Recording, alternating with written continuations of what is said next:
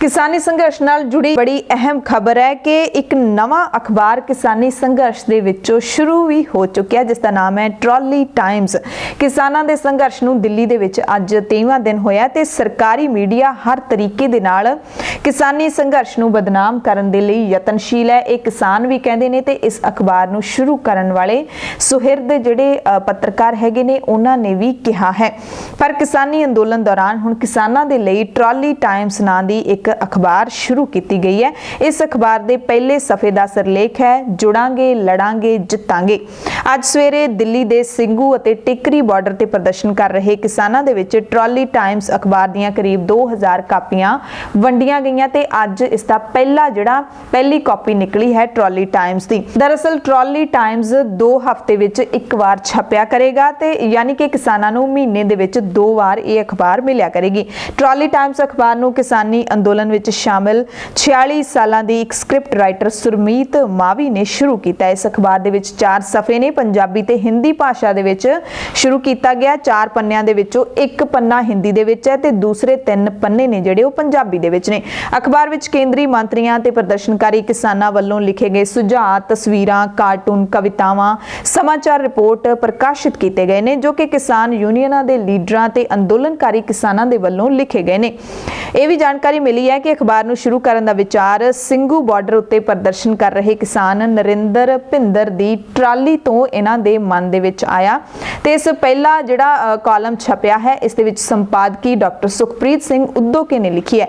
सुरमीत मावी ते गुरमीत सिंह नूं किसानी अंदोलन दे दौरान ही इसका विचार आया ते कुछ लोगों ने इकट्ठे होकर सुरमीत मावी ते गुरदीप सिंह दे नाल इकट्ठे होकर इस अखबार नूं शुरू करन दा उपराला कीता ते अज ये अखबार शुरू भी हो चुकी है। किसानां नूं जागरूक करन दे लई 2 भाषावां ने जिहड़ियां ओह लिआंदियां गईयां ने क्योंकि इस संघर्ष दे विच सिर्फ पंजाब दे किसान ही नहीं बल्कि पूरे देश दे वख-वख सूबिਆਂ ਦੇ किसान शामिल ने। सुरमीत मावी ने बरनाला दे फोटोग्राफर गुरदीप सिंह धालीवाल दे नाल मिल के ट्रॉली टाइम्स अखबार की शुरुआत की है।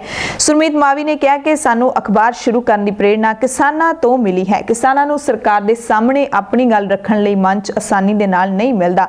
इस अखबार दे जरिए असीं किसानां नूं ओह मंच देण दी कोशिश की है जिहदे नाल किसान अपने विचारां नूं सरकार तक पहुंचा सकणगे। सरकार दीयां योजनावां अते विचार किसानां तक भी आसानी नाल पहुंच सकणगे। अखबार नूं प्रकाशित करन दे विचार तो मगरों वॉलंटियर्स दी एक टीम ने किसान जथेबंदियां दे लीडरां ते किसानां दे कोल पहुंच कीती ते सारी जानकारी इकट्ठी कीती। इस नूं प्रकाशित करन वास्ते किसी भी संस्था जां किसी भी व्यक्ति तो माली मदद जां फंड इकट्ठा नहीं किया गया है। ये सारा इन्हां दा अपना एफर्ट है। किसानां ने भी ट्रॉली टाइम्स अखबार का निੱਘਾ स्वागत किया है। किसानों ने कहा कि जिस तरह बब्बर अकाली लहर गदर लहर ते सिंह सभा लहर नाल संबंधित अखबारां ते दस्तावेज तवारीख का हिस्सा बने, आस है कि ट्रॉली टाइम्स अखबार भी इसे लड़ी का हिस्सा बनेगा। ते उधर मोदी सरकार दे IT सैल नूं मुकाबला देण लई हुण किसानां ने भी अपना IT सैल स्थापित कर लिया है जिसका नाम रखा है किसान एकता मोर्चा। किसान एकता मोर्चा की कल शुरुआत की गई है।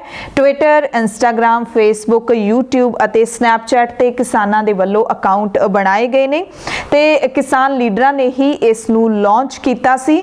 IT ਸੈੱਲ ਦੇ ਵਿੱਚ ਨੌਜਵਾਨ ਆਪਣਾ ਵੱਧ ਤੋਂ ਵੱਧ ਯੋਗਦਾਨ ਪਾਉਣਗੇ ਅਤੇ ਇਹਦੇ ਵਿੱਚ ਜਿਹੜਾ ट्विटर के उत्ते हाले तक जदों तक असी खबर पढ़ रहे हैं शाम नूं 7 बजे तक 40,000 के करीब लोगों ने फॉलो भी कर लिया है इस अकाउंट नूं। इहदे विच @किसान एकता मोर्चा वाला जिहड़ा अकाउंट है वो ही ऑफिशियल अकाउंट है क्योंकि इस दी तर्ज दे उत्ते काफ़ी सारे फेक अकाउंट भी नाल दी नाल बन चुके ने। किसान एकता मोर्चा दे विच ये भी जानकारी दी गई है कि रोज़ाना 6 तो लैके 7 बजे तक शाम नूं फेसबुक अते यूट्यूब उत्ते लाइव 1 घंटे का प्रोग्राम इत्थे कीता जाया करेगा जिहदा नाम रखा गया सिद्धी गल मोदी जी कड्डो साडा हल।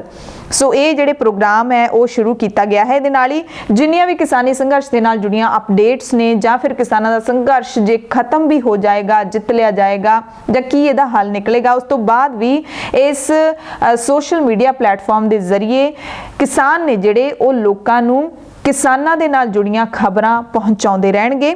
ਸੋ ਇਹ ਜਿਹੜਾ ਤੁਸੀਂ ਵੀ ਫੋਲੋ ਕਰ ਸਕਦੇ ਹੋ। ਕਿਸਾਨ ਏਕਤਾ ਮੋਰਚਾ ਦੇ ਨਾਮ ਤੋਂ ਹੀ ਹਰ ਪਲੇਟਫਾਰਮ ਦੇ ਉੱਤੇ ਕਿਸਾਨਾਂ ਨੇ ਆਪਣੇ ਅਕਾਊਂਟ ਨੇ ਜਿਹੜੇ ਉਹ ਬਣਾਏ ਨੇ। ਪਿਛਲੇ ਦਿਨ ਇਹ ਵੀ ਖਬਰ ਆਈ ਸੀ ਕਿ ਕੇਂਦਰ ਸਰਕਾਰ ਨੇ ਹੁਣ ਆਪਣਾ 10 ਸੂਤਰੀ ਪ੍ਰੋਗਰਾਮ ਤੈਅ ਕਰ ਲਿਆ ਹੈ, ਜਿਹਦੇ ਤਹਿਤ ਹੁਣ ਕੇਂਦਰ ਸਰਕਾਰ ਹੈ ਜਿਹੜੀ ਉਹ ਪੂਰਾ ਪਲਾਨ ਕਰ ਰਹੀ ਹੈ ਕਿ ਕਿਵੇਂ ਪੂਰੇ ਭਾਰਤ ਦੇ ਕਿਸਾਨਾਂ ਦੇ ਤੱਕ ਪਹੁੰਚ ਕਰਕੇ ਸੋਸ਼ਲ ਮੀਡੀਆ ਦੇ ਜ਼ਰੀਏ ਉਹਨਾਂ ਨੂੰ ਖੇਤੀ ਕਾਨੂੰਨਾਂ ਦੇ ਫਾਇਦੇ ਨੇ ਜਿਹੜੇ ਉਹ ਦੱਸੇ ਜਾਣਗੇ।